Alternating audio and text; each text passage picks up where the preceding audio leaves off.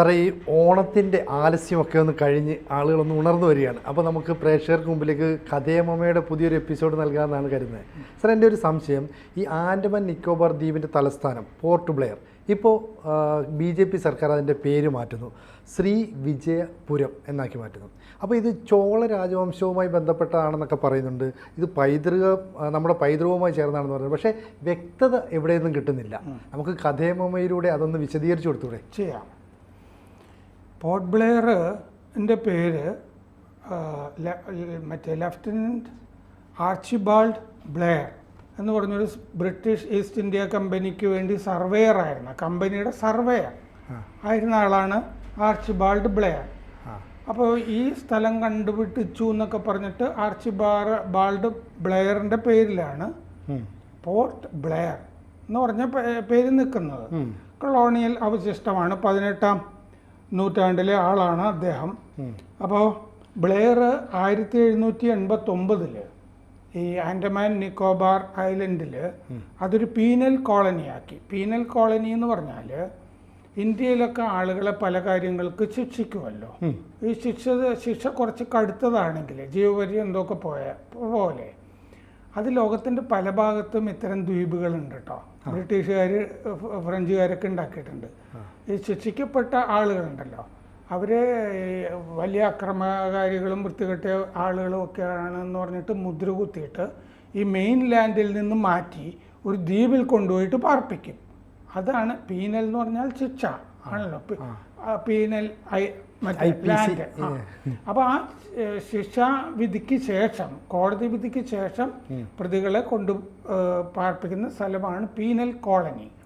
അങ്ങനെ ഈ ബ്ലെയറാണ് Andaman Nicobar ഐലൻഡിനെ penal colony ആക്കി മാറ്റിയത്. പ്രതികളെ കൊണ്ടുപോയി, അത് മാത്രമേ അവിടെ നടക്കുള്ളൂ. അല്ലാത്ത ആളുകളിലൊന്നും കുറച്ച് പേരൊക്കെ അവിടെ ഉണ്ടാവും, അത്യാവശ്യ കാര്യങ്ങളൊക്കെ. പക്ഷെ പ്രധാനമായിട്ടും ഈ പ്രതികളായിരിക്കും അവിടെ ഉണ്ടാകുന്നത്. മുൻപ് എന്നാൽ പിന്നെ ഇതിൻ്റെ പേര് പോർട്ട് ബ്ലെയർ എന്നല്ല ആദ്യം. അതിന് മുമ്പ് പോർട്ട് കോൺവാലിസ് എന്നായിരുന്നു അതിൻ്റെ പേര്. കാരണം ഇവിടെ കോൺവാലിസ് എന്ന് പറഞ്ഞൊരാൾ മറ്റേ ഈസ്റ്റ് ഇന്ത്യ കമ്പനിയുടെ മേധാവിയായിട്ടുമൊക്കെ ഉണ്ടായിരുന്നതുകൊണ്ട് പോർട്ട് കോൺവാലിസ് എന്ന് മുമ്പ് പേരും ഉണ്ടായിരുന്നു. ഇയാൾ ഈ സർവേയറായിട്ട് ഇവിടെ ഇതൊക്കെ സ്ഥാപിച്ചതിൻ്റെ പേരിലാണ് അതിന് പോർട്ട് ബ്ലെയർ എന്ന് പേര് വന്നത്. തീർച്ചയായിട്ടും അത് മാറ്റേണ്ടതാണ്, കൊളോണിയൽ അവശിഷ്ടമായതുകൊണ്ട്. പക്ഷേ വിജയപുരം എന്നാണല്ലോ പേരിട്ടത്, ശ്രീ വിജയപുരം. അപ്പോൾ എന്തുകൊണ്ട് ശ്രീ വിജയപുരം എന്ന് പറഞ്ഞാൽ ഈ വിജയപുരം എന്നുള്ള പേര് എങ്ങനെയാണ് പോർട്ട് ബ്ലെയറിന് ചേരുക? പോർട്ട് ബ്ലെയറിൻ്റെ ഒറിജിനൽ പേര് വിജയപുരം ആണോ? പല സ്ഥലത്തും ഇപ്പോൾ പേര് മാറ്റുമ്പോൾ പഴയ ഹിന്ദു പേരാണല്ലോ എടുക്കാറ്, മുമ്പുണ്ടായിരുന്നത്. പക്ഷേ ഈ ശ്രീ വിജയപുരം എന്നായിരുന്നോ പോർട്ട് ബ്ലെയറിന് പേര്? അങ്ങനൊരു ചോദ്യം സ്വാഭാവികമാണ്. ശ്രീ വിജയപുരം എന്ന് പറയുന്നത് പോർട്ട് ബ്ലെയറിൻ്റെ പേരല്ലായിരുന്നു. ഇന്നത്തെ ഇന്തോനേഷ്യയിലെ ഒരു മേഖലയുടെ പേരായിരുന്നു.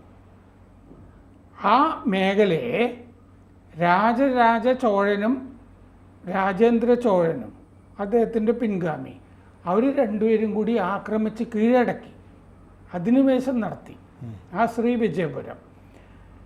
അപ്പോൾ അന്ന് അവർ ആ ആക്രമണം നടത്തുന്നത് ഇപ്പോൾ ഈ പോർട്ട് ബ്ലെയർ എന്ന് പറയുന്ന സ്ഥലമുണ്ടല്ലോ, അത് രാജരാജ ചോഴൻ്റെ നാവിക താവളമായിരുന്നു. ആ താവളത്തിൽ നിന്നാണ് അവരുടെ നാവിക വ്യൂഹം ഈ പറഞ്ഞ ശ്രീ വിജയപുരത്തേക്ക് പോയി അവിടുത്തെ അന്നത്തെ ഭരണത്തിന് അടിച്ചമർത്തി അത് ഇവരുടെ സാമ്രാജ്യത്തിൻ്റെ, ഇവരുടെ ഹിന്ദു സാമ്രാജ്യത്തിൻ്റെ ഭാഗമാക്കി മാറ്റുന്നത്. അതാണ് ശ്രീ വിജയപുരം. ഇതുമായിട്ട് ബന്ധപ്പെട്ടാണല്ലോ നമ്മൾ നോക്കുമ്പോൾ അതിൻ്റെ അകത്ത് ഹിന്ദു പേര് അവിടെ കിട്ടില്ല. കാരണം അവിടെ താമസിച്ചിരുന്നവര് ഗോത്രവർഗക്കാരും ഒക്കെയാണ്. അവർ ഇതുപോലത്തെ സംസ്കൃത പേരൊന്നും ഇടില്ലല്ലോ, പ്രതീക്ഷിക്കാനും വയ്യ. അവർ പേരൊന്നും ഇടാതെ വനവാസികളെ പോലത്തെ ആളുകളാണ്.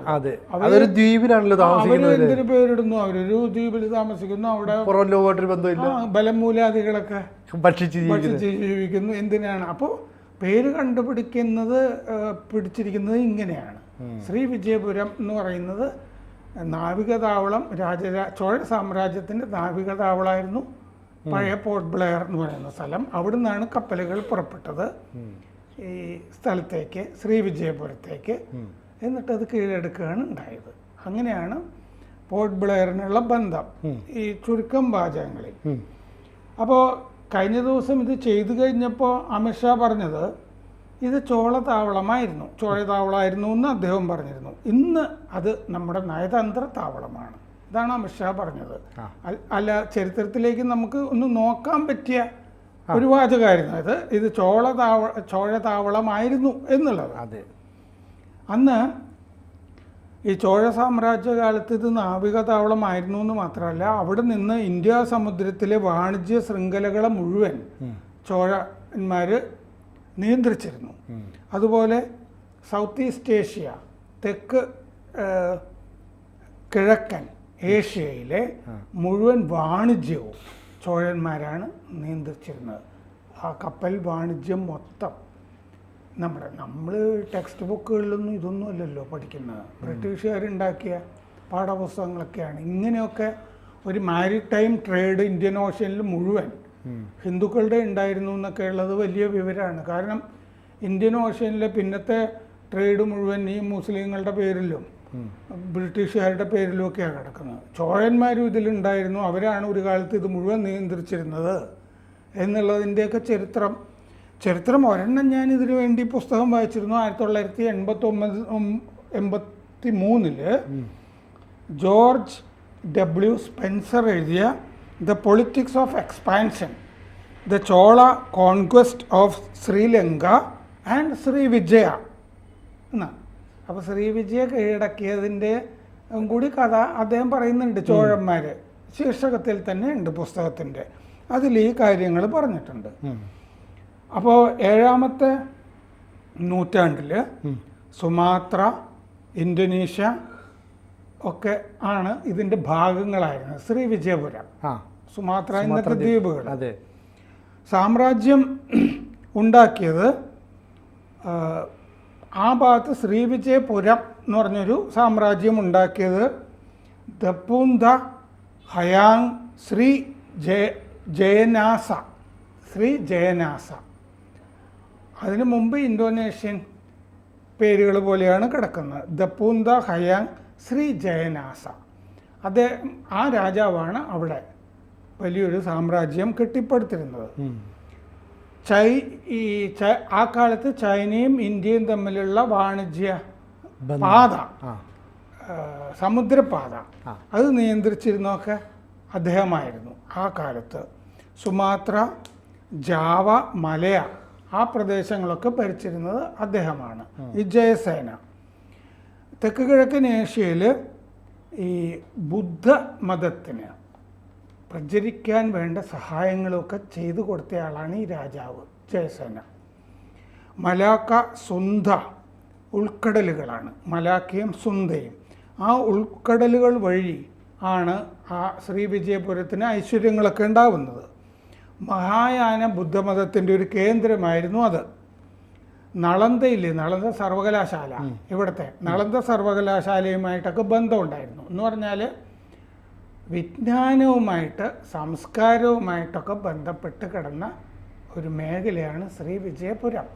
സംസ്കൃതമൊക്കെ അവിടെ പഠിപ്പിച്ചിരുന്നു. പാലെഭാങ് എന്ന് പറഞ്ഞ സ്ഥലമായിരുന്നു തലസ്ഥാനം, പാലെംഭാങ്. ശ്രീ വിജയപുരത്ത് സംസ്കൃതം പഠിപ്പിച്ചിരുന്നു. ജാവയിൽ ബുദ്ധനൊരു ക്ഷേത്രമുണ്ടായിരുന്നു, ബോംബോ ബുദ്ധർ ക്ഷേത്രം. ആ ക്ഷേത്രം ഇപ്പോഴും ഉണ്ട്, ബോംബോ ബുദ്ധർ ക്ഷേത്രം. ഈ വിവരങ്ങളൊക്കെ നമ്മൾ കുറച്ചൊക്കെ അറിയുന്നത് കേതുക്കൻ എന്ന് പറഞ്ഞ സ്ഥലത്ത് ഒരു ശിലാലിഖിതം കാണുന്നുണ്ട്. കേതുക്കൻ ബക്കീത്ത് ശിലാലേഖ. അതിൽ പറയുന്നത് ശ്രീവിജയപുരം ഐശ്വര്യപൂർണമായിരുന്നു. അതിൽ ജയസേനയുടെ പേരുണ്ട്, അദ്ദേഹമാണ് സൃഷ്ടിച്ചത് എന്ന് പറഞ്ഞിട്ടുണ്ട്. ആ ശിലാലിഖിതം എഴുതിയിരിക്കുന്നത് പല്ലവ ലിപിയിലാണ് എഴുതിയിരിക്കുന്നത്. ശ്രീ ജയനാസൻ ഒരു സിദ്ധയാത്ര നടത്തിയതായിട്ട് ലിഖിതത്തിൽ പറയുന്നുണ്ട്. സിദ്ധയാത്ര എന്ന് പറഞ്ഞാൽ സൈനിക പര്യടനമാണ് എന്ന് പറഞ്ഞാൽ യുദ്ധത്തിനും രാജ്യങ്ങൾ കീഴടക്കാനാണ്, സാമ്രാജ്യ സൃഷ്ടിക്കൊക്കെ വേണ്ടി. സി അതായത് AD എന്ന് മുമ്പ് പറഞ്ഞിരുന്നു. 684 ഈ ജയനാസൻ ശ്രീക് ഗേത്ര എന്നൊരു ഉദ്യാനം ഉണ്ടാക്കിയതായിട്ട് ഈ തലാങ് തുവോ എന്ന് പറഞ്ഞ സ്ഥലത്തുള്ള ഒരു ശിലാലിഖിതത്തിൽ പറഞ്ഞിട്ടുണ്ട്. ഒരു പൂന്തോട്ടം, ഉദ്യാനം, പാർക്ക് ഉണ്ടാക്കിയതായിട്ട് പറഞ്ഞിട്ടുണ്ട്. രാജരാജ ചോഴൻ്റെ കാലത്ത് ശൈലേന്ദ്രൻ എന്ന് പറഞ്ഞൊരു രാജാവാണ് ഉണ്ടായിരുന്നത്, ജയസേനനല്ല. ആ ശൈലേന്ദ്ര രാജാവുമായിട്ട് ആദ്യം നല്ല ബന്ധമാണ് ചോഴന്മാർക്ക് ഉണ്ടായിരുന്നത്. നാഗപട്ടണത്തിൽ ശൈലേന്ദ്ര രാജാവ് ഈ ഇന്തോനേഷ്യൻ പ്രദേശത്തെ ഈ ശ്രീവിജയപുരത്തെ രാജാവ് വന്നിട്ട് നാഗപട്ടണത്ത് ചൂടാമണി എന്ന് പറഞ്ഞൊരു വിഹാരം ഉണ്ടാക്കിയിരുന്നു. ബുദ്ധ വിഹാരങ്ങളെയാണല്ലോ വിഹാരം എന്ന് പറയുന്നത്, പഠിപ്പിക്കുന്ന സ്ഥലമൊക്കെ.